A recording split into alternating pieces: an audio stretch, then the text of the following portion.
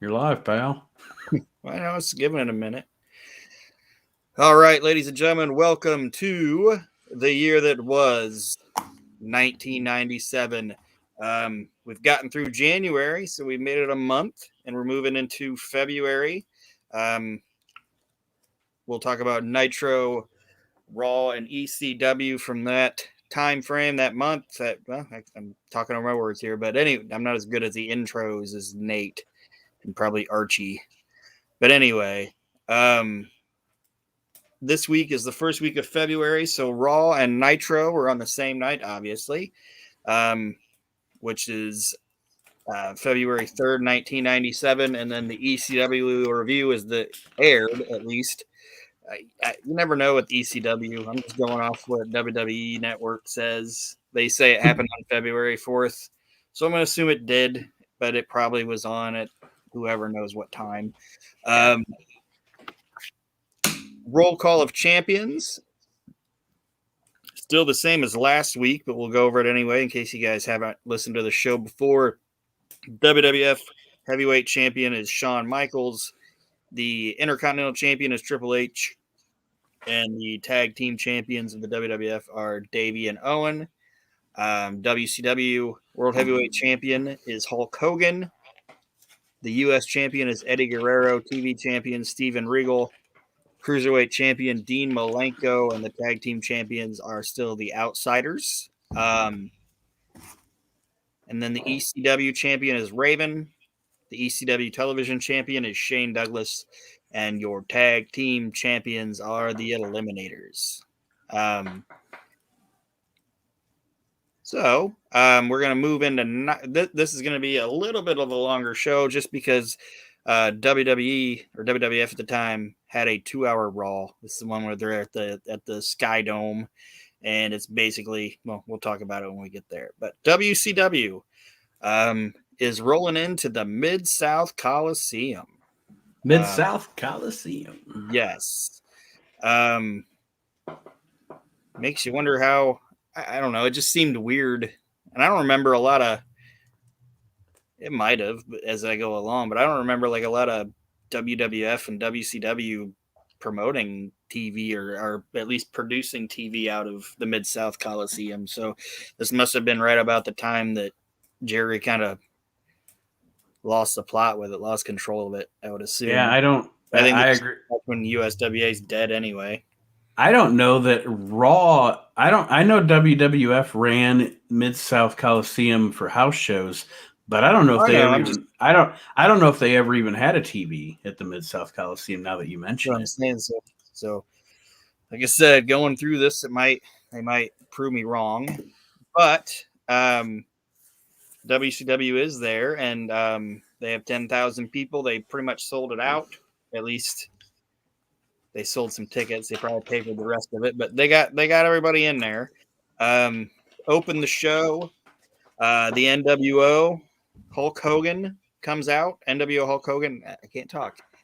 NWO Superstar and WCW Champion Hulk Hogan comes out, and he has Vincent and Ted DiBiase with him. As he's coming out, Tony Schiavone mentions that Roddy Piper is rumored to be showing up. Hulk Hogan comes out and says that he will put the title on the line against Roddy Piper if he shows up tonight. And watching this, I was like, I kind of remember this show now. And I also wrote, before I even thought about that, hey, I remember this show now, I was like, WCW has a terrible track record. Just saying, oh, this match is going to happen. And then this match doesn't happen. So I'm like, yeah, they were all about the bait and switch sometimes. Yeah. But that's the gist of that. Hogan kind of mocks Memphis a little bit, and then he leaves. And our opening match is Ray Mendoza Jr., who was one of the Villanos. I think he was Villano 5. So I don't know why they just have him coming out there as Ray Mendoza Jr., but they do. And he is fighting the Ultimo Dragon. What I remember about Ray Mendoza Jr., I remember him being unmasked and doing that, or being without his mask and doing that. The thing I remember the most is that he looked funny. Like he did. Yeah. I don't know. Like when he has his mask, he looks like a completely different man when he has his mask on. He Yeah, looks very funny. when he came out, I was like, man, he looked bigger when he had the suit and shit on. You know what I mean? Yeah. Like for some reason, like his outfit and his mask made him look bigger.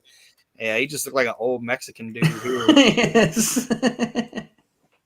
Not that there's anything wrong with that, but I'm just like, what's this old Mexican dude coming out here? Like he'd be like cooking out in the backyard and shit. I'm gonna go wrestle now. Yeah. Good day, Ninos. Have a good day. I'm kissing his grandkids goodbye and shit. But anyway, Ultimo Dragon beat old Ray Mendoza Jr. with a double arm suplex. Match notes. Wasn't anything to write home about. I mean, it was Ultimo Dragon, so it was good. And Ray Mendoza by no means sucked. He just, like I said, didn't look funny. He didn't look like he fit the part to be there. But like I said, it was just a basic lucha match. Nothing to cry about, but nothing to make a bunch of notes about. The next match, I can't. That was my reaction when I saw this match. It's Billy Kidman. When I saw Billy Kidman coming out, I'm like, yay, this will be good. Billy Kidman versus Glacier. What? Yes. Two guys I liked. Okay? I was a fan of Glacier. I'm going to admit it. This is 97. I was like what, 15 or something like that. But like, I don't think Glacier was terrible. But I don't know why Billy Kidman and Glacier are wrestling each other. And Tony Schiavone says that Glacier is multi-talented and extremely popular, as the Memphis Mid-South crowd is booing the shit out of him. Like everything he does, they're just like, nope. They hate it. Like they're not sitting on their hands. They're booing him. And like Billy Kidman will hit his shit, and they're like, yay. And then Glacier will hit his shit, and they're like, nay. It's bad. And then Glacier ends up winning that match with an extended sidekick, is what Tony Schiavone calls it. Extended sidekick. Extended sidekick. I don't even know what that means. Like a regular sidekick to me. It's a regular sidekick, Tony. Yeah. Then there's a commercial with Six and Ted DiBiase selling the NWO black denim jacket. Guess how much an NWO black denim jacket was going for in 1997? $75. Close, 80. It was just a black jacket with the NWO on the back of it. Like it wasn't anything special at all, but they won $80 for it. Tony Schiavone hypes WCW Saturday Night. And I wrote in my notes, I actually liked WCW Saturday Night, even after it became like the show that was just a show. It was just, I miss being able to sit down on Saturday and just watch 2 hours of like maybe like just 10 matches. But you get 6 good squash matches, a decent like non-squash match between 2 up-and-comer guys, and then a main event with some main eventers in it. And there you go. You call it a show. Yeah. Maybe there's an angle. Maybe there isn't an angle.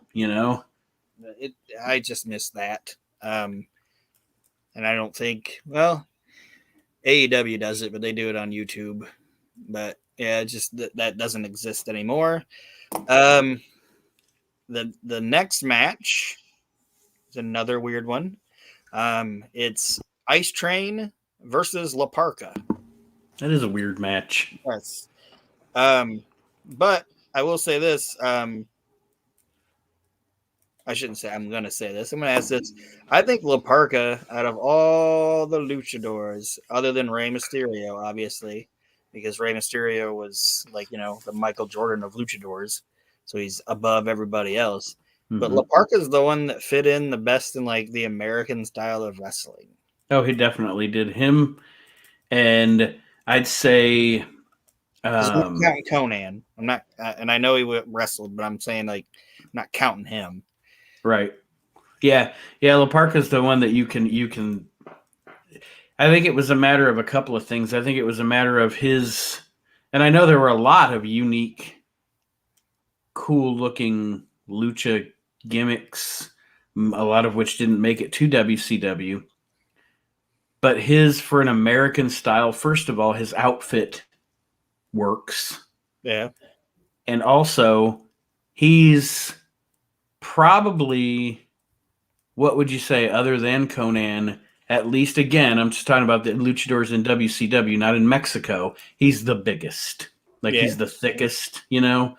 Yeah. So if he gets in there with an Ice Train or a DDP or somebody like that, it doesn't look like, you know, your Kevin Nash, Rey Mysterio kind of thing. So, yeah, I definitely agree with you on that, though. Silver King. Yeah. He had that look about him, too. Yeah. Then during the match, Tony Schiavone continues putting over the Randy Anderson angle and says that he'd like to send well wishes for all the WCW crew to their buddy Randy Anderson. And Larry Zbyszko says, "Yep, he's on the soup line, the poor idiot." It's funny because you don't know if he's being what I want to say, if he's being sympathetic or if he's being an asshole, because he felt like both. Yeah, like the poor idiot. Poor idiot. Fucking popped me, man. That was funny shit. But then after that great line, they cut to the back, and the Outsiders have laid out Lex Luger with a pipe. And now they're saying that the epic match between Lex Luger and Jeff Jarrett could be in jeopardy. So we might not see that. And then Ice Train ends up beating La Parka with a big splash, and nobody gave a shit. Like, no reaction or anything. I should also mention that Ice Train was accompanied by Teddy Long, which Jericho in his book rightfully said that at this time, when you got Teddy Long as your manager, that was like a death nail. You're like, oh shit, they ain't doing nothing for me. Like he said, they came up to him and they were like, "We got this great idea, Chris. We'll get you a manager." And Chris is like, "Sweet, who is it?" And they're like, "Teddy Long." And he was like, "Oh no." Like, nothing against Teddy Long, but when you're managed by Teddy Long was managing Ice Train and Jim Powers, Bobby Walker. It's like, oh. Not the faction you want to be hanging with if you want success. Yeah. And this is when Teddy was still kind of chubby. Kinda.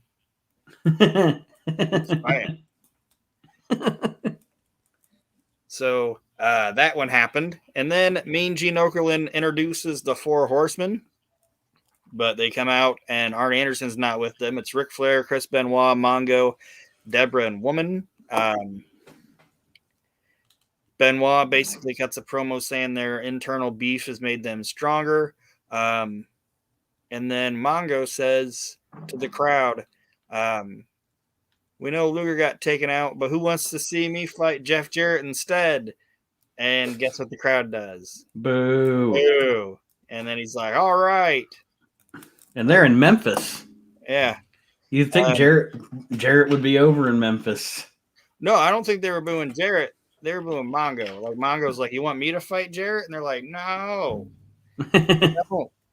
I see what you're saying. Reaction I got from them. And then Deborah says that her IQ is 140. She has a IQ of 145. And Tony Schiavone laughs. Like, he ought to, like, they're not commentating it all over the interview. But when she's like, "I got an IQ of 145, Tony Schiavone, you hear him go,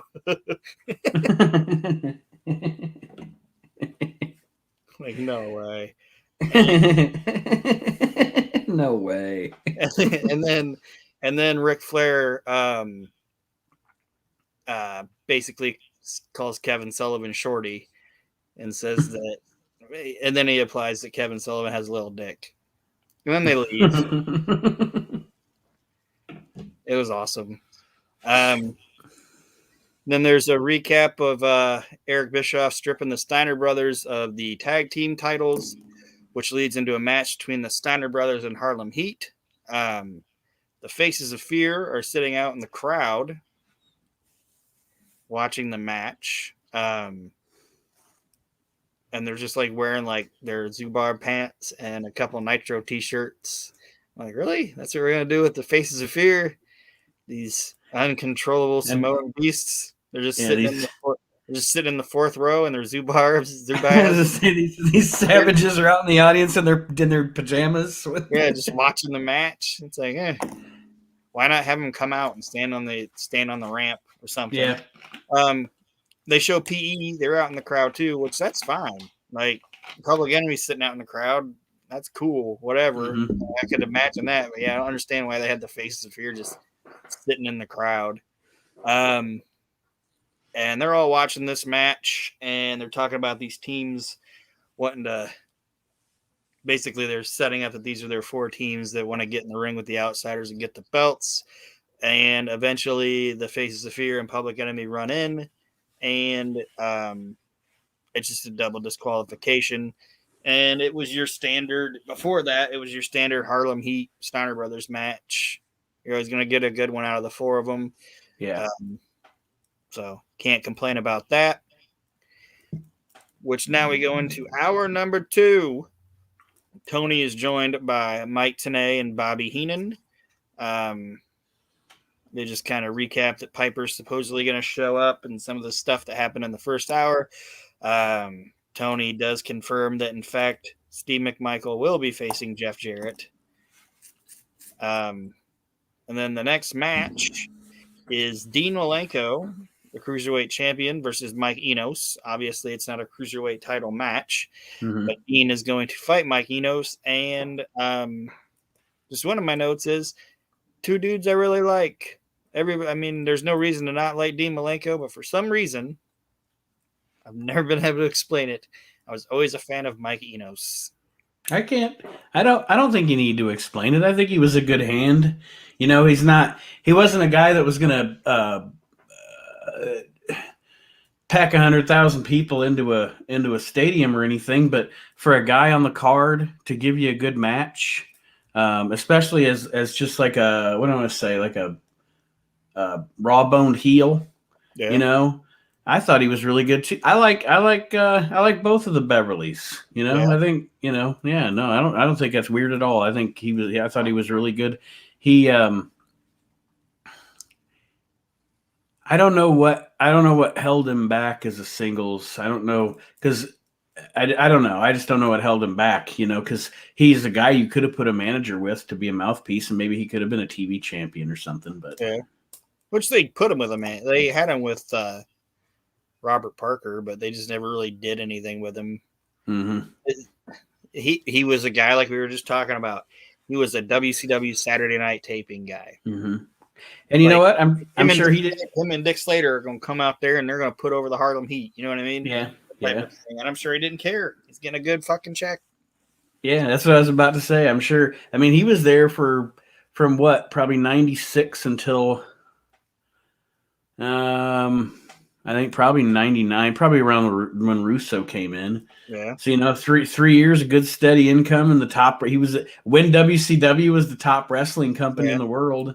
You got to go to Nitro, and then you get to like either stay in Atlanta or Orlando. Yeah. Okay. Not too bad. Not too bad. Not too bad. Yeah.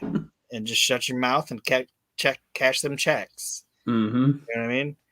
Maybe every time one of those guys would start getting frustrated or whatever, Jimmy Hart's probably like, call Annie Poffo, he'll talk you down. I was just about to say, Enos is probably sitting there like, only thing to be better than this is some Lanny Poffo money. Yeah, ain't even got to work for it.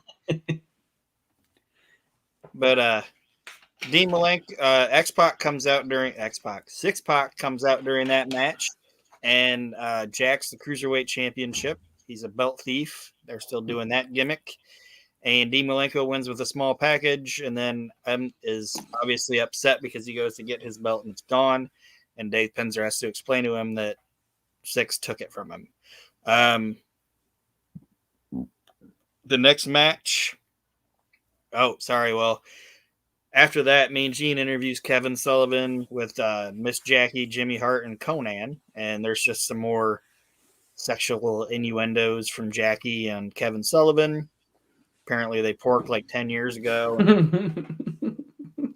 They are one of the odd. They're one of the weird couples of wrestling, and it's the whole the Booker books himself to have banged all the hot chicks. Well, okay, he did get Nancy in real life. So. Yes, but I'm just saying, like, okay, Kevin, you weren't hitting that. Let's just be honest.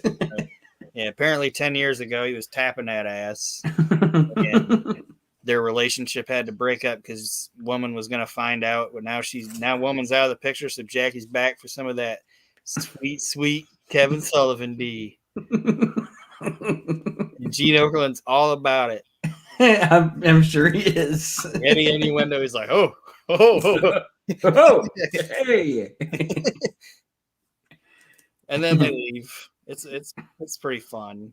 I bag on Kevin Sullivan sometimes, but this is actually pretty fun. And then the next match is not fun.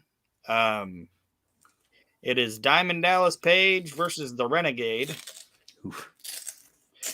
Match notes, I put nothing to report. There you go. But during the match, which DDP wins with the Diamond Cutter, but during the match, the Outsiders come out and they stand on the stage and they have their pipes and they're like bashing them against the metal WCW sign and this, and DDP does a good. Actually, I don't think I say this very much, but DDP actually does a good job because he's intimidated. Mm-hmm. He's not running down there to get him. He's not saying, "Come on, get in here." He's like, "Oh shit," Yeah. It's actually more effective with them not running in than if they would have just went down there and beat him up with the pipes. You know what I mean? Yeah. Like Nash and Hall are saying, we're not going to get you today, and you've been fucking with us, and now we're done with it. You know what I mean? We gave you like 2 opportunities, and you beat us up, and then you beat up our boys. We're done. You know what I mean? It was almost like them saying all this. The shit's about to hit the fan. Yeah, it's like before much. They like the friendship thing, like they were trying to be like, well, he was our buddy, and he was my manager and he was my partner, and they were kind of giving him a little bit of a slide on some of the attacks or whatever. But now they're just like, nope, you're marked, buddy, and I actually enjoyed that. And then the next match actually isn't a bad match, but it's Super Calo versus Alex Wright. The fans booed everything Alex Wright did. Like, they are not having it with like WCW's like B-side fucking baby faces. They're like, nah, this is trash. We're used to like Bill Dundee and Jerry Lawler, and like the Road Warriors at a time. You know what I mean? And Austin Idol and all these people. When you're giving us Alex Wright and fucking Glacier, they're like, nah. They ain't having it here in Memphis. They ain't having it in Memphis.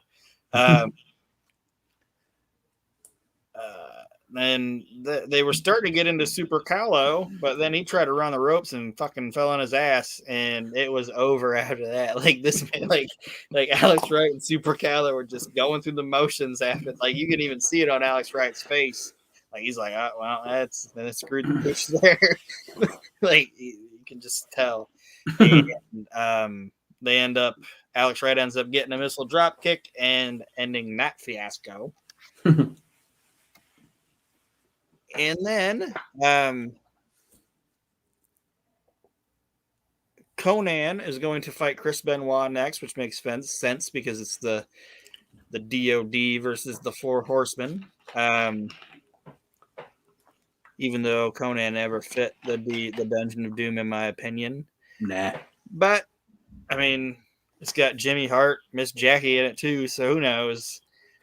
I just always thought it was funny after, like, WCW grew up as a product, but they kept the Dungeon of Doom. Like, they didn't still do the cartoony shit or whatever, but it would be so funny because here comes Kevin Sullivan and the Giant, and the gangsta Conan and Hugh Morris, and it's like and they're all managed by Jimmy Hart.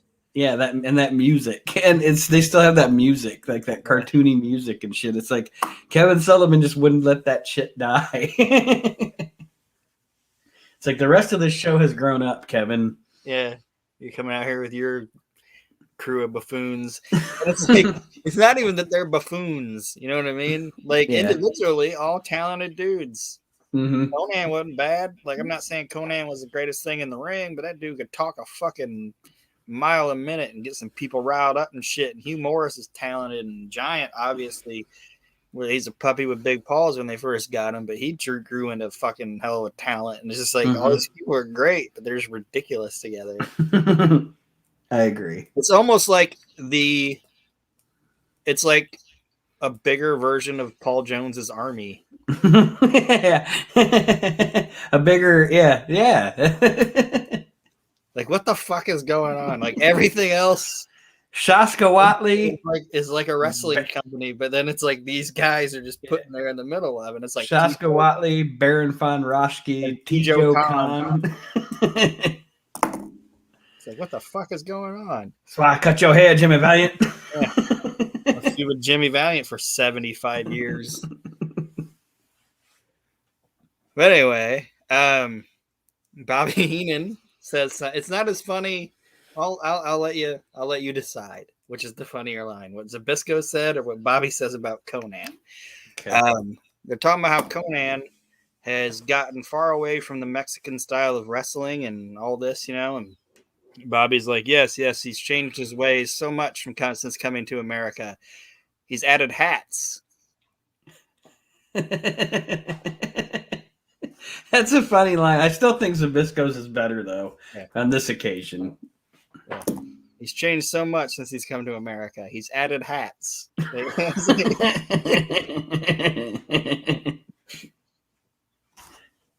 think Zbyszko's is funnier, but Bobby's is good. Bobby's is Bobby. It's like Tony and Michael were talking, like Mike and I were talking for like a minute and a half about how much Conan's changed and all this, and then Bobby's like, yeah, he's added hats. He's added hats.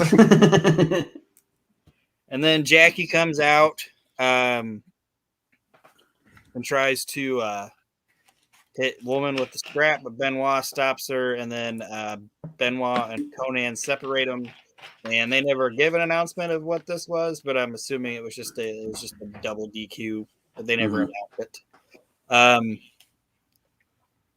The next match is Steve McMichael versus Jeff Jarrett. Jarrett gets a good reception, obviously, from the Memphis crowd. Which I put in my notes. Memphis is kind of like Canada. Like a bizarro world? If you're from there, or you were there for a substantial amount of time, they're going to cheer you. You know what I mean? Unless you're in that, unless you're in USWA being a heel, like if you're a bad guy, but you were over in Memphis, they're going to cheer your ass. Well, not to mention, even at this time, even though, it's kind of broken down into, sad remnants of USWA or whatever, but technically, even at this time, Memphis is still the last territory. The people of Memphis still have a, what do I want to say, a hometown wrestling with a rich history and et cetera, et cetera. All the other territories are gone, So yeah, it's the last bastion of territory wrestling. Yeah. And then Mongo is backdropped over the top rope and is distracted long enough by Deborah telling him to stop beating up Jeff Jarrett that he gets counted out. And that's how they end that match. It's really dumb. And then we move into what is actually a pretty cool segment. And I forgot how cool it was. Roddy Piper introduces Mean Gene Okerlund introduces Roddy Piper, who comes out and he has Colt with him, which is his boy, obviously. Piper misspeaks, and I think he realizes what he said. Because Piper comes out and he goes, "We're here in Memphis, home of the king," and the people pop. And he's like, yeah, the king, Elvis Presley. Like, I think he realizes that he was like, oh, I just said home of the king in front of a wrestling crowd, and then talking about Jerry Lawler. I kind of boo him a little bit. Yeah. But he gets him back. And the NWO come out, and Piper's concerned that they're coming out because his kid's in the ring. And Piper's like, Terry, don't do this, man. You know, I know we got problems, but don't, man. We don't need. And he's calling him Terry. He's not calling him Hogan. He's not calling him Hulk. He's not getting in his face. He's just like, don't do this, Terry. We don't need to do this. And what's also cool about it is, you know, like most and this, I think this is where like Hulk Hogan is, and I'm gonna say this, like Hogan's like a smart guy. Okay. I don't know if they did it consciously or not, but you know, like most companies, like when a kid's in the ring or whatever, like the heels are like intimidating the kid and yelling at him or whatever. They never even look at Cole. No, you know what I mean? Yeah, like because I remember this segment, so I can totally see. I know what you're saying. So I think Hogan's character was like, or Hogan would be like, I wouldn't beat up a kid. I mean, I'm a heel, but I'm not gonna smack a kid around or something like that. You know what I mean? Like, and Hogan's asking Piper to like take the match, like fight me, and he's not bringing up his kid. He's just like, fight me. And I know part of his character is probably thinking he's not going to fight me if his kid's out there with him, but they're not intimidating the kid. You know what I mean? Like, I don't have any like, I know wrestling's fake, but they didn't give you any inclination that Hulk Hogan was intending to come out here and beat up Roddy Piper's fucking 5-year-old kid. Right. It was just the if the kid wasn't there, Piper would fight me. So let's go out there. You know, like I don't even think they had the intention of attacking Piper. I just think they would go out there and like humiliate Piper. You know what I mean? And he wouldn't fight back because the kid was out there. The kid's out there, and so Piper just says, no, I'm not doing this. Just let me leave. And Hogan's like, yeah, leave, you coward. You know what I mean? Like, get out of here. Get out of here. You don't want to fight me. You ain't no man. And Piper gets down on his knees because he's going to help his kid out of the ring. And you do hear him say to Colt, tell me to get him, Dad. Which, whatever. I don't give a shit. He's a 5-year-old kid. So, and Gene accidentally caught it on the mic. But then the kid says, get him, Dad. And Piper ends up attacking him and smacking Bischoff and Hogan around. And they bolt. And Piper has the belt, decides, yeah, my kid wants me to fight this guy, so I'm going to fight him. They don't say it's a super brawl yet, but at least not that I caught. But Piper does accept Hogan's challenge. He has the belt. He's holding Colt. Colt gives like a peace sign to the crowd, and that's how it goes off the air. And this is the best thing that Hulk Hogan and Roddy Piper ever did together in WCW. Best thing they ever did. Well, and it's because there, and I won't harp on it too much because there's shows coming up that I know you're going to talk about in pay-per-views that I'll expound on it more. But a lot of times Hogan and Piper, when they feuded with each other, their egos got in the way. Yeah. You know, they were never willing to fully one was never willing to fully put the other one over. Yeah. And that's why you got those shitty finishes where it looked like Piper literally won the title, but didn't win the title, you know? Yeah. But anyway. And something too, and I thought about this even after I watched this, and then we'll move on or whatever to Raw. Something they never did, and I think they should have, because WCW did acknowledge they weren't like Vince, where Vince would just pretend like shit didn't happen that wasn't in his company or whatever. They acknowledged without fully saying, oh, these guys wrestled at the first WrestleMania or everything. You know what I mean? Yeah. Like they had the brawl to settle it all or whatever. Like the war, like they played off of that. You know what I mean? So I don't know why they never had Hogan be like, look, Piper, this shit's happening to you because the Roosters have come home, buddy. You know what I mean? Yeah. Like all your bad shit, it's going to come back to you tenfold. Like you people boo him or cheer him and boo me. I'm not the guy that kicked Cyndi Lauper in the face in 1985. I'm not the guy that smacked Jimmy Snuka with a coconut. You know, like he should have like been like, all your bad transgressions are coming back to get you. Yeah, I'm not the one that fought the New York Police Department. Yeah, that was you.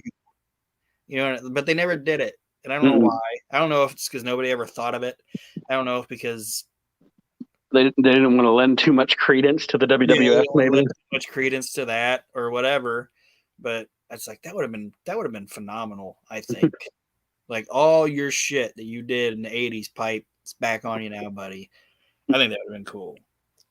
Or maybe they didn't want to remind people that Roddy Piper was a shitbag heel back in the day. I don't know. Yeah.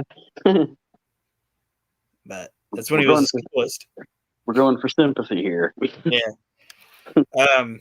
So anything else on the old Nitro?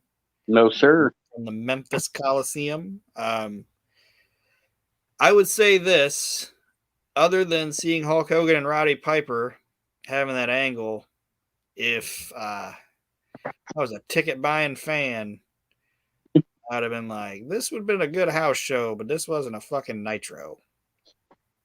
Like, there's no Kevin Nash or Scott. Well, I mean, there's Kevin Nash and Scott Hall, but they're out in the crowd. They're out in the arena for maybe 30 seconds. There's just no, and Sting and Savage do come out and look around and stuff like that. But just to me, other than the Piper thing, nothing happened on this show.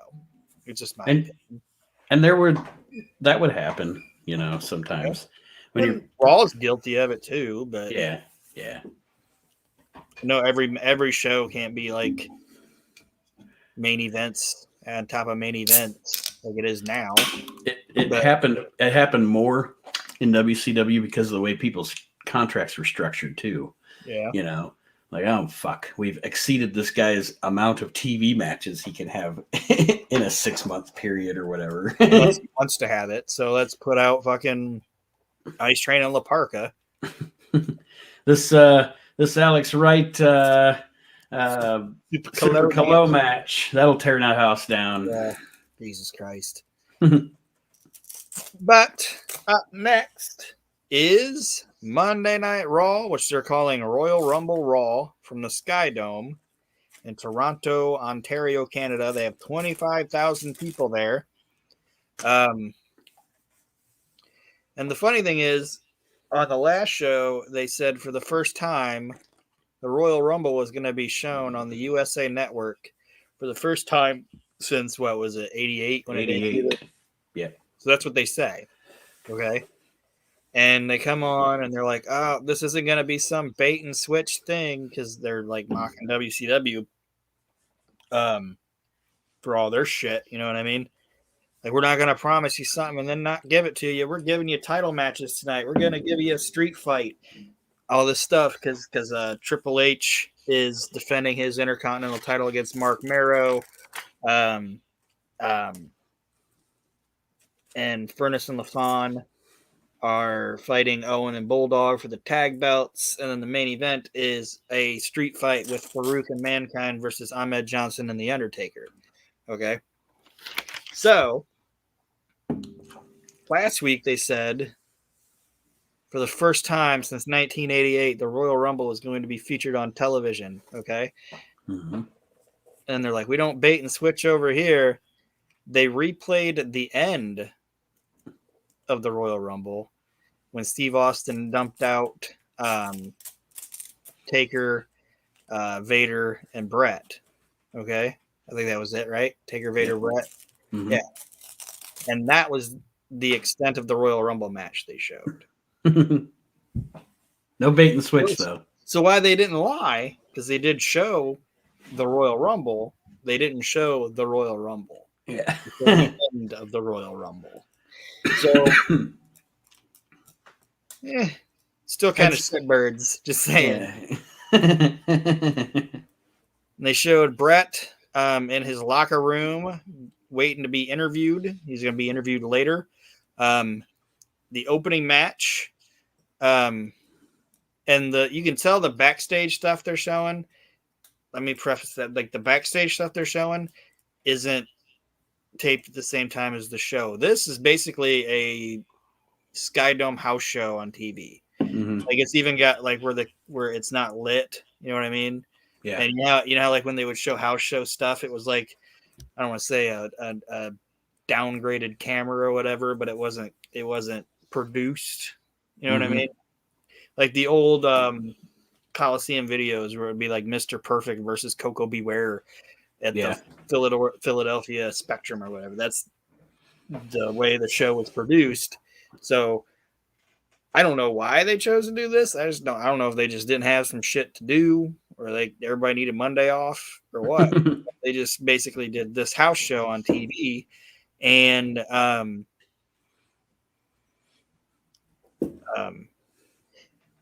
but they do some neat things because they show Brett, but he's still like he's got his interview coming up, but he's still in his stuff. And the way they explain it is Bret Hart's here. He's just here for an interview tonight, but he's dressed to fight. Okay. Mm-hmm. And the reason they're doing that is because during the Big Van Vader Steve Austin match, Bret Hart comes out and attacks Steve Austin, and they get in this big brawl. And this is after Austin hits the referee and gets disqualified. But anyway, Bret comes out and attacks. Bret doesn't wrestle on this show. But there's there's no way Bret Hart didn't wrestle in the Sky Dome in Toronto, Canada. So they had to explain why Bret was in his shit. In his shit. You know what I mean? So it's like, I can respect that. And then they do a hype video for Thursday Raw Thursday, which is going to be a live 2-hour extravaganza next Thursday. So we got that coming up. The next match is going to be Flash Funk versus Savio Vega. And as Savio Vega is coming out, JR tries to interview him, and Savio just says that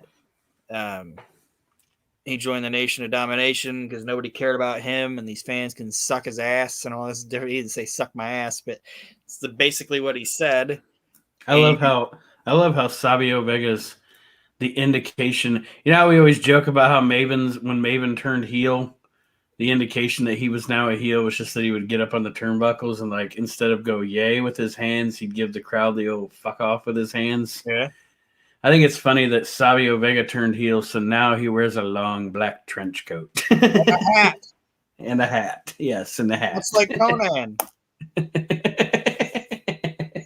He has hats now. Yeah. If you're a big, like, Hispanic guy, or Latino man, Latin man, that's how you turn heel in America. Start wearing hats. So good for him. But when I saw this, I was like, ooh, Flash Funk versus Savio Vega. No way this is going to be bad. And it wasn't. It was very good. It wasn't like anything to write home about. They were having a house show match, but it was good. And I would say, and this might be a bold statement, but for his size and what he could do, I think Too Cold Scorpio is the most athletic dude of his era. Yes. Yeah. If not definitely one of for sure. Like, I think, and he had his problems, not like he wasn't like a drug, he smoked weed, whatever. Mm-hmm. I'm saying what his problems was he had a problem sometimes getting along with management and some of the people and some of the bigger dogs on the locker room. You know what I mean? Yep. Scorpio would just walk away. Yeah. Or be like, fuck you, Ric Flair, you know? Mm-hmm. Like, he told Ric Flair, the only reason you're mad at me is because your wife liked how I looked at my Speedo because she liked my big dick. Shit like that. You know, it's like, yeah. You just said that to Ric Flair. Probably not going to go good for you. You know what I mean? Not exactly in the same way, but he handled himself like Bruiser Brody handled himself. You know, like, I'm not beholden to this company. I'm not beholden to this territory. I'm just going to do my thing. And if you don't like it, I'll just leave. Yeah. But that's why he liked wrestling in ECW so much, because Paulie just let him be him. Yeah, and like I put in here, I actually think, and because Booker would be in that same category. This big motherfucker shouldn't be able to do this stuff. You know what I mean? But I think Too Cold's even more at this time was even more talented than Booker, in my opinion, and probably RVD. Yeah, I just think Too Cold was fucking phenomenal, and if he would have got out of his own way, probably could have been a bigger star. But they have a pretty good match, and Flash Funk goes for a moonsault, misses, and Savio hits him with a leg drop and pins him 1, 2, 3. Pretty basic finish. And then Jim Ross interviews Psycho Sid mid-ring, and it's just your basic Psycho Sid, I'm crazy promo, and he's fighting Sean on Thursday Raw Thursday, bringing up their old stanky heat. And then Bulldog and Owen are interviewed in in the backstage area, and it's fantastic. Vince asks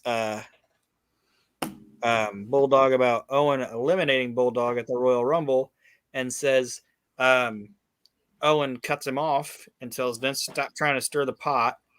And he says, I wasn't trying to eliminate Bulldog. I was trying to eliminate Austin, and Davey was helping me, and this idiot just fell out of the ring.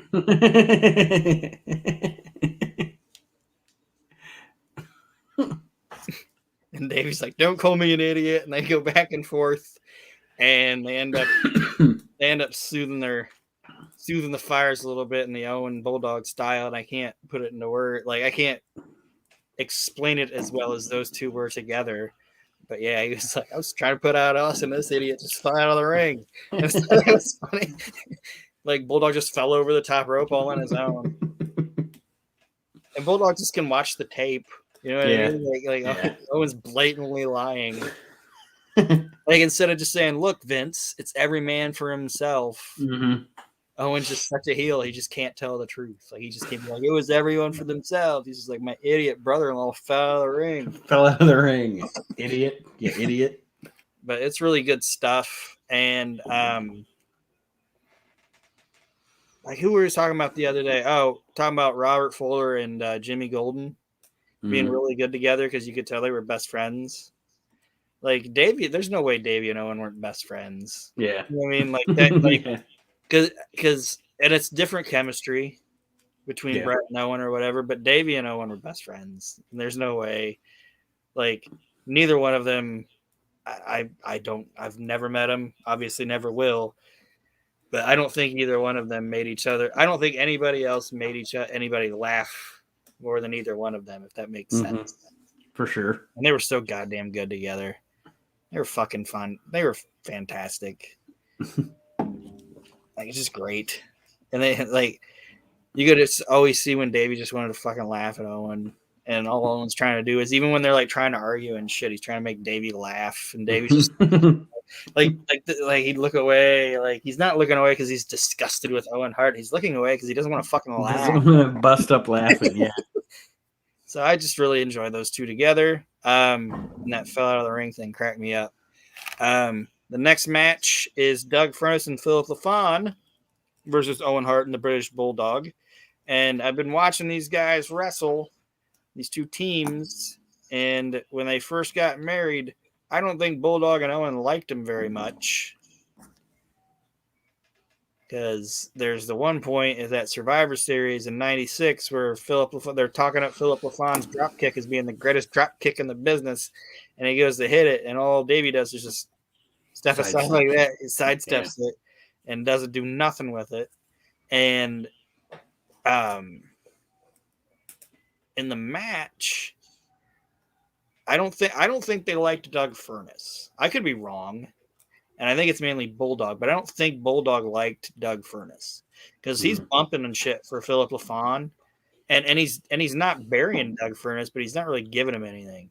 And it's like Doug Furnas. I don't know what it was. Like, I don't know if Bulldog's a big guy. Could be like I don't know.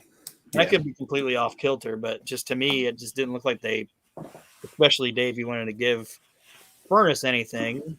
And it could be like the strong guy bullshit. I don't know, but anyway, Owen eventually tags in, and then he gets smacked around a little bit, and he wants to get back out of there right away. But Bulldog has his back turned to him, won't tag him, ignores it. And then lost my spot here. Then they all four wind up in the ring again.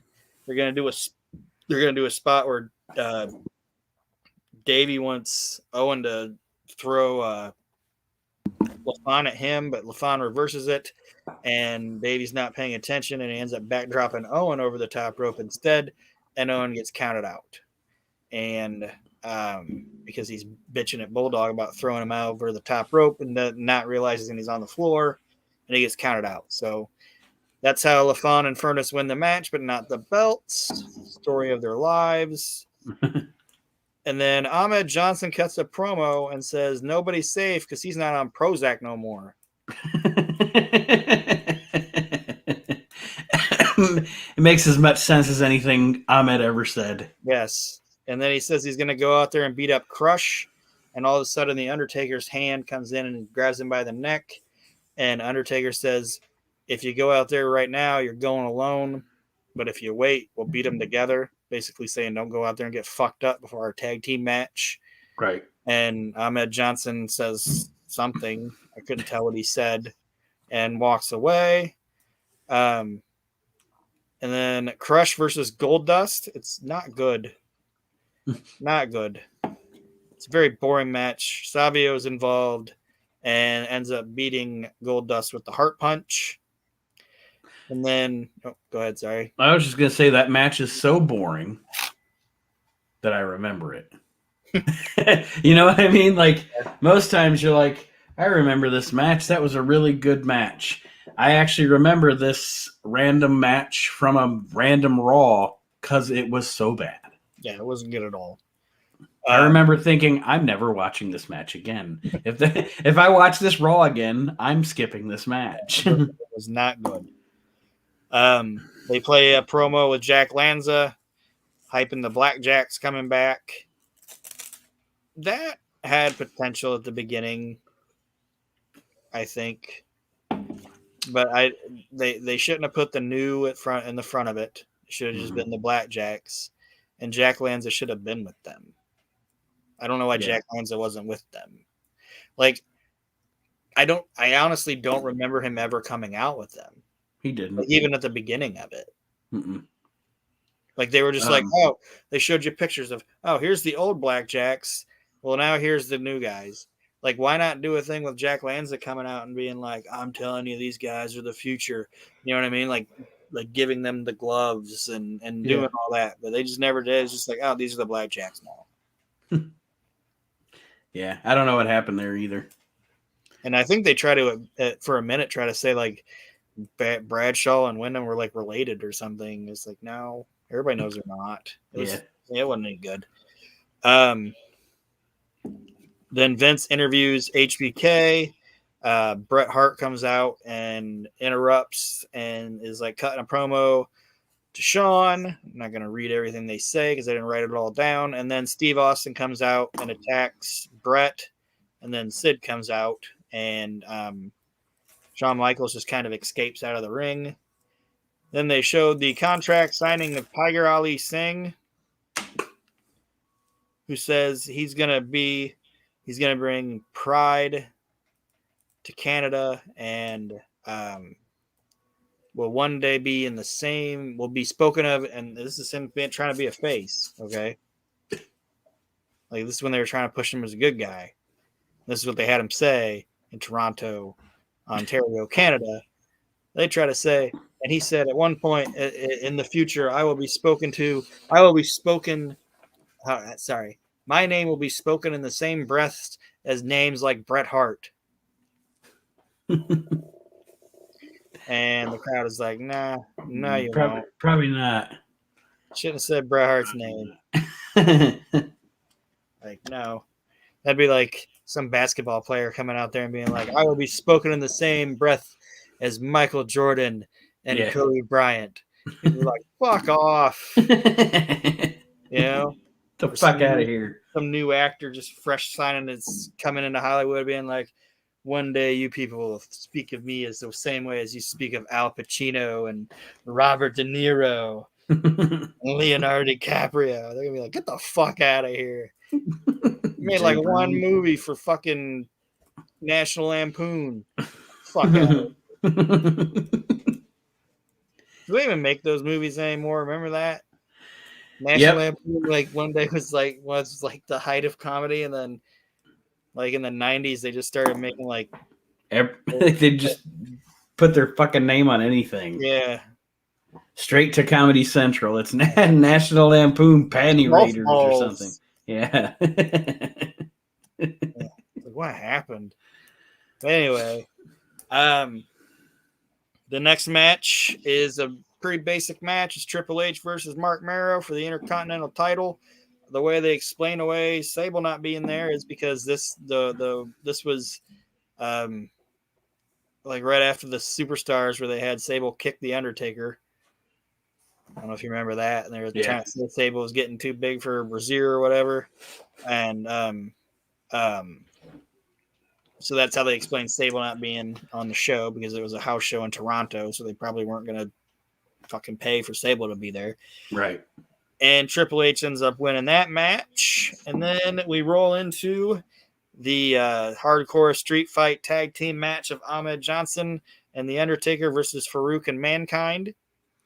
And what makes this funny to me is that Mankind and Paul Bearer don't get their own entrance.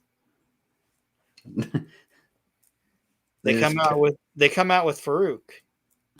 It's not like here comes Farouk and they play his music, and then it's like, oh, now here's Mankind's music with Paul Bearer.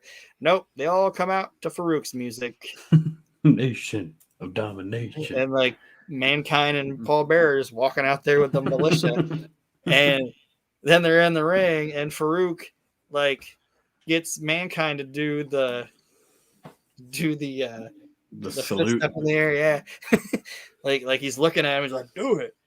And then Mankind's like, yeah. And then Paul Bearer won't do it. Then obviously Ahmed Johnson and The Undertaker get their own entrance, and there's no tags or anything in this match. It's just four guys brawling. And Ahmed Johnson ends up chasing Clarence Mason away. Then Clarence Mason comes back, and he has Crush and Savio Vega with him. Then Ahmed Johnson leaves, and they're trying to imply that Ahmed Johnson has abandoned The Undertaker, but he is not, because he comes back with his gigantic board. What they keep trying to say is a 2x4. It's like, this is not a 2x4. That board is gigantic, and he doesn't know how to use it. He's just beating Farouk with it. And every time I watch Farouk and Ahmed Johnson have any interaction, I'm like, no wonder Farouk hated this motherfucker. You know what I mean? Yeah. It's like, I'm freshly here, finally in the WWF, and they saddle me with this big fucking talentless motherfucker that just keeps hurting me. You can't even swing a board right, you know? Yeah. It's like, I understand it. I bet. Yeah, he definitely probably was the happiest man in the world when Ahmed Johnson got released. Yeah, I'd say that entire locker room probably was. But yeah, Farouk, it's like, God damn, no wonder he hates that son of a bitch so much. And that's the other thing about Ron Simmons. I never heard Ron Simmons say nothing bad about nobody except Ahmed Johnson. You know what I mean? Mm-hmm. So he ends up chasing them out, and it gets down to just being Mankind and The Undertaker. And then Vader gets involved, and to play off what happened last week, goes to hit The Undertaker with a chair. And hits Mankind by mistake, knocking him down. Taker takes out Vader, and then tombstones Mankind on the steel chair. 1, 2, 3, and The Undertaker and Ahmed Johnson win the match. And that's how we go off the air for Monday Night Raw. A good boring Raw. Yeah. Like I said, this is a good – what it is it's a fun glimpse into what they were doing at their house shows. Mm-hmm. Okay, this was basically the WWF house show set. Right. I don't know if they do it anymore. Well, I don't even know.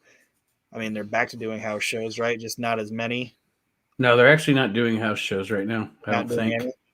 No, they're going to be. But right now, I think it's just TV stuff. Like I said, I don't know if they do it like that anymore. But when you used to like read like we do on your show, where you read the clips or whatever, or not clips, but like the house show results and shit. Like you said, you notice the trend. Okay, these same matches are happening for like a month because let's work out the kinks. Let's figure it out because this is what we're going to be doing on TV next month. So It's kind of like a cool little glimpse of what's happening. Like I'm going to assume like at one point it was Farouk versus Mankind versus The Undertaker versus Ahmed Johnson. You know what I mean? Mm-hmm. It wasn't necessarily always a tag team match, but it was these guys in some form of match. So it was just a fun little way of seeing like, okay, this is what they were tinkering around with. And the more I thought about it, I think maybe why this became a show was because they had a big crowd. I think it might have been like that big event thing. Like, oh, this wasn't necessarily going to be something that we put on cassette and sell, but why wouldn't we now? We have 63,000 people here, you know? Right. Shit, 25,000 people? It's Raw. And that's what they said. Mm-hmm. This is the biggest attendance for a Monday Night Raw in the history of Monday Night Raw. And there's no Monday Night Raw logo set or anything like that. It's just their house show set. So I think I don't know why it took me this long to figure it out, but I think that's what this was. You're probably right. But like I said, it wasn't anything bad or it wasn't anything great. It was just kind of was what it was. It wasn't as bad as it's going to be when we get into like South Africa or Germany. And Germany. That's Berlin. Yes. Berlin. Yeah. It's not as bad as Berlin Raw, but that's not. I said nothing to write home about. This week actually ECW is the best show, and that's what we're going to talk about. Unless you got anything else. Excuse me. Nope. Yep. Okay. ECW usually goes pretty quick. Paul Heyman's out there. The entire locker room's in the either in the ring or up on the Eagle's Nest because Paul Heyman is going to announce that Barely Legal is coming to the ECW arena. And after being fucked around with and dicked around with by other promotions and the cable companies, they're back on pay-per-view because of the fans, and they're going to be able to show them what they fucking know, that they're the fucking best. And that's not me adding words. It's ECW. So that's what Paulie does the best. He was the best at making his wrestlers feel special. He was best at making his fans feel like they were something special. Yeah. Like we're all in this together.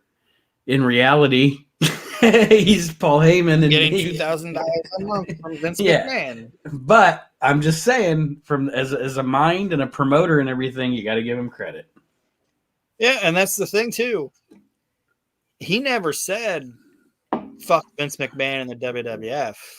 Nope. He would say we're better than Vince McMahon and the WWF. This ain't the WWF. Yeah, this ain't the WWF. And honestly, if you're Vince McMahon, are you going to get mad at Paul Heyman for saying this ain't the WWF? No. He's Vince at the end of the day is a fucking promoter. You know what I mean? Mm-hmm. We talked about it a while back where he told Jim Cornette, hey, I'm going to use Brian Lee. I want to use Brian Lee, but I don't think you should have him back after SummerSlam. Well, why is that? Well, I told him that you give Jim whatever notice you need to give him, and he said he didn't need to give you a notice. Yeah. If you know what I mean? Yep. If he'll do that to me, or if he'll do that to you. Yeah, and like, so he was like, yeah, I'm going to use him as the Undertaker, and you have him back, because if he's going to do that to you, he's going to do that to me, so fuck him, you know? And that's probably, but Paulie didn't give a shit about WCW, fucking hated them. It's like a guy that he shot, like a guy whose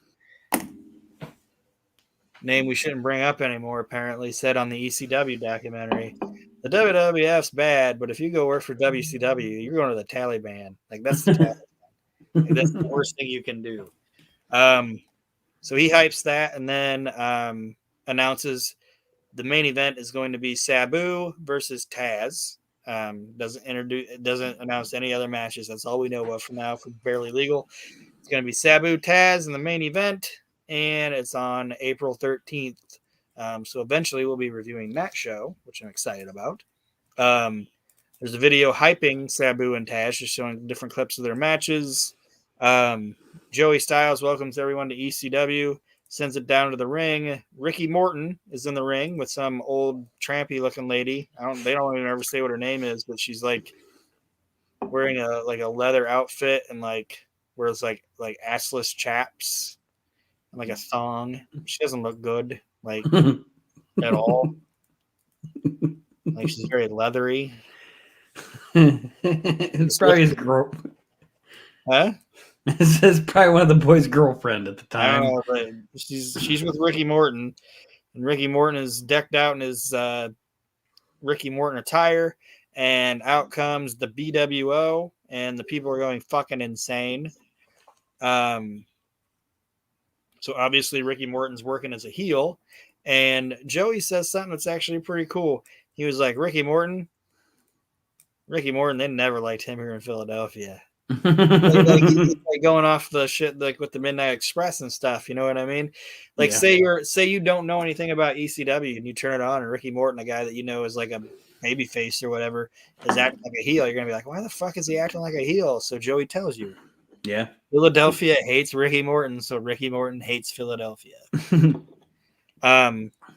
And they actually have a pretty good. Well, I shouldn't say actually because there's two talented guys, but Big Stevie Cool and Ricky Morton have a good match. And Big Stevie Cool wins with the Stevie Kick, and then Joey Styles says, it's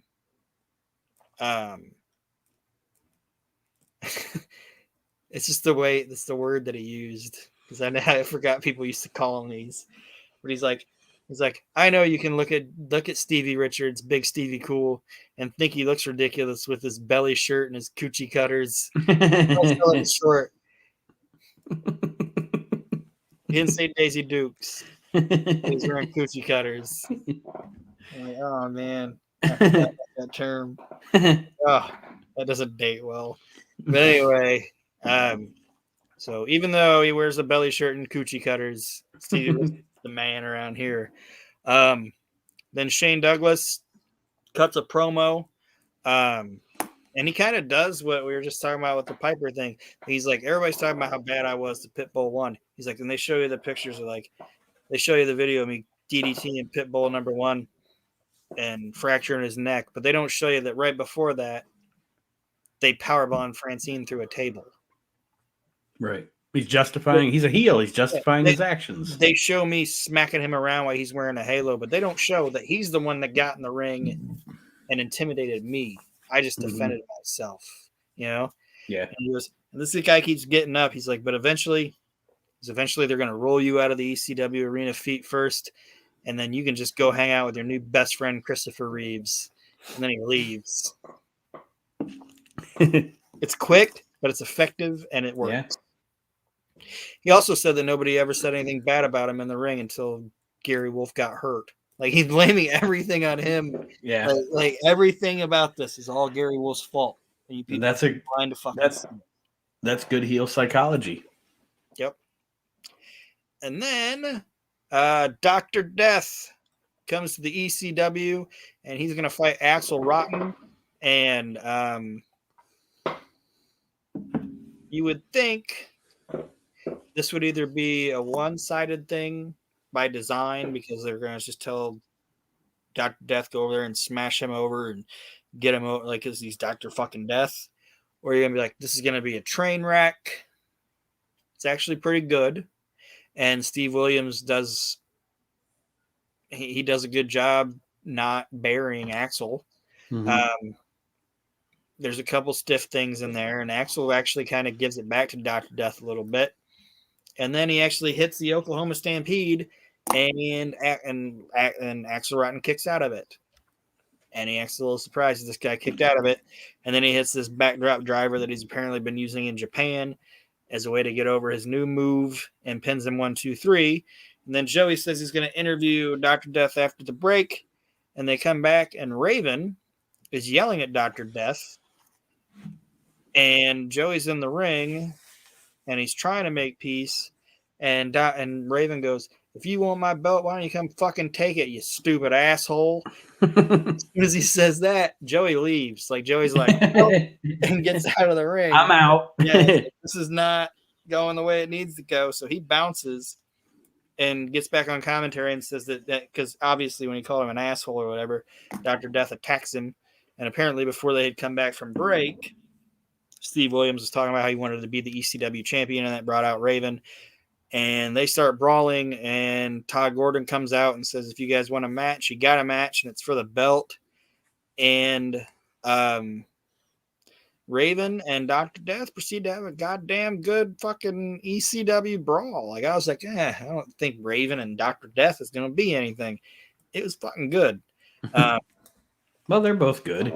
Yeah. Yeah, but you just think of them together. It's like, I don't know if it's going to be a... Yeah, seems like an odd mix. Yeah, but it worked. I mean, it was a fucking gimmick-filled match, but it's Raven, you know what I mean? It's going to be... Right.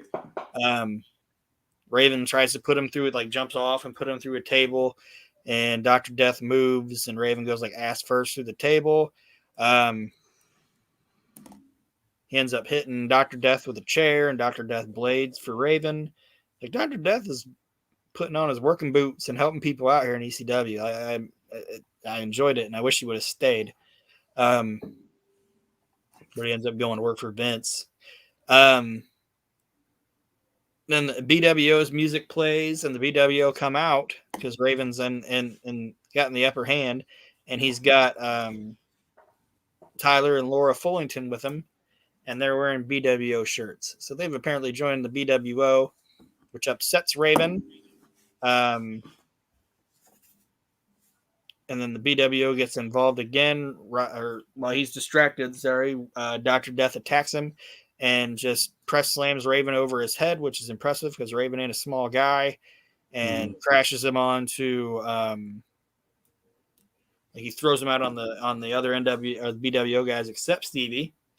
Then Stevie gets in the ring, offers Steve Williams his belly shirt because he doesn't have an ECW. He doesn't have a BWO shirt on hand, so he takes off his own belly shirt and tries to give it to Steve Williams. And while I'm watching this, and like I said, I know it's fake and it's wrestling, but I'm thinking, like, if this is real, Steve Williams shows up. He just takes this booking, okay? Steve Williams has been in Japan, serious wrestling and everything like that. He shows up, and all of a sudden there's this guy. It's like a grunge emo guy, and he's the champion. And now there's these guys out here, and one of them is wearing got a big gut and a belly shirt and coochie cutters, and this other guy's dressed like Hulk Hogan, and there's a guy with a video camera with 7-Eleven and Stevie. Like, I'm thinking, like, I put in my mind to thinking of, like, remember, and I'm gonna move on after this, but remember in, like, Rocky IV when Dolph Lundgren's character, when he's coming up, and like James Brown is dancing around and shit, and Apollo Creed's in there like, I got you, and he's just like, what the fuck? Or whatever. He's like, what the fuck? Like, he doesn't say that, but he's just looking around like, what the fuck is this? You know? This is ridiculous. That's all I'm thinking. Like, Steve Williams' character would be like, what the fuck is going on? Why did you ask me to come here, Ricky Morton? Yeah, but then Stevie kicks him, and he goes down. And he gets back up, and he's like, ha ha ha ha, like laughing in his face. And Stevie's like, God damn! So he kicks him again, and he goes down. And he's like, ha ha ha ha, and he gets back up. And Stevie kicks him a third time, and goes to leave. Raven rolls back in and pins Dr. Death 1, 2, 3. And Joey Styles claims that this is the first time in 10 years on American soil that Steve Williams has been pinned. And I would have to go back and check, but I don't think it's accurate. I don't know that that's accurate. Unless, I mean, maybe if you went back and looked, maybe in the Steiner Brothers matches and stuff, maybe Gordy always took the fall. I don't know. Or if he's trying to say it's like a singles thing or whatever. Mm-hmm. But, I mean, I'd have to go back and check. Because Like, I'm sure he got beat for the UWF title, unless he just threw the UWF title down and said, fuck it. Not like it matters. It's professional wrestling. Yeah. Apparently, the fucking first time Hogan and Andre ever wrestled was in WrestleMania 3, and that's the first time he ever got body slammed. You know, right. And Andre was undefeated up until that point. That's pro wrestling. But anyway, a lot of shit happened in that match, and it was super crazy and actually pretty fun. And then in ECW fashion, they come back, and Joey's like, that was so awesome. We need to show it to you again. So they show a recap of what we just saw. And then in the main event, it's Devon Dudley versus the Sandman. Sandman is coming out. Devon's already in the ring. Sandman's coming out. Devon mugs the Sandman during his entrance, and we get like an ECW basic brawl, which Sandman wins. But then Devon attacks him. Joel Gertner comes out and says that that they did the math and the rounds of the ECW match and the point systems and all this shit. And the Gertner scale says that this match was in a 4-3,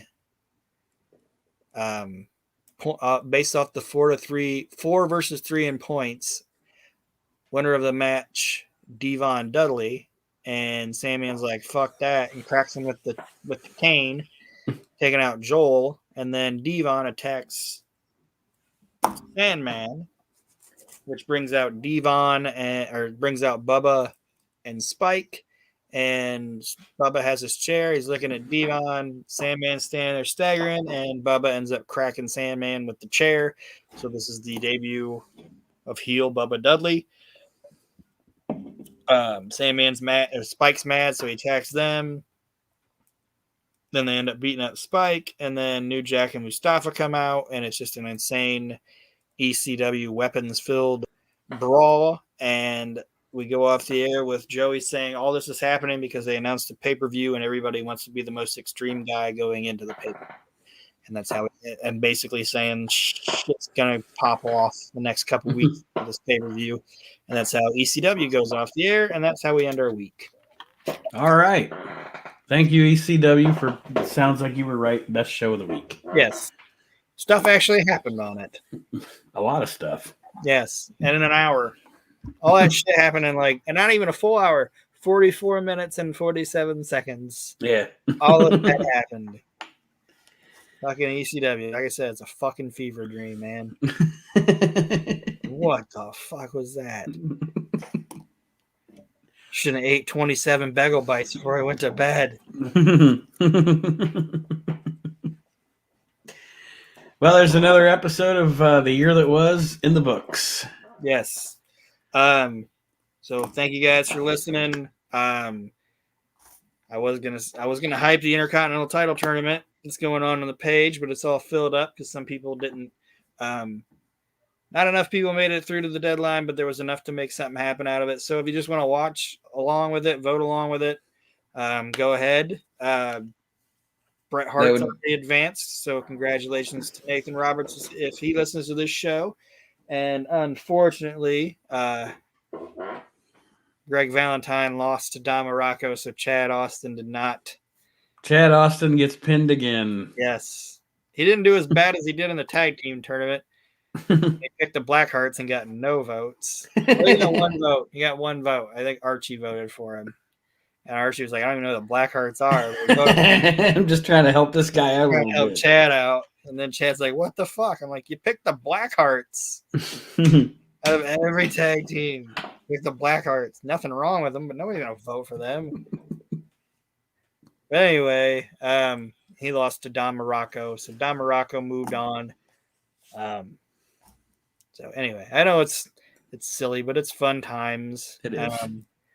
And you guys win some free shit from it. And we'll do this one and then maybe do another one in January or something. I can't do them all the time. Mm-hmm. So anyway, thank you guys for listening. Keep on supporting the shows and the networks and the doodads and the whatevers.